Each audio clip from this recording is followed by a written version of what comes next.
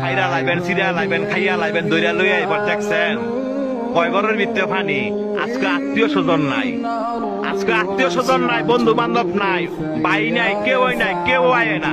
কয় ঘরের ভিতরে পানি। তৈরি কই যারা এই দুনিয়ার মধ্যে জোর জুলুম দেখান, মানুষের জায়গা সম্পত্তি জোরে লেখা লয়ে রেখেছেন, বোনের সম্পদ দেন না, ভাইয়ের সম্পদ দেন না, বাগিনা করে ঠকাইছেন, বাচিজা করে ঠকাইছেন।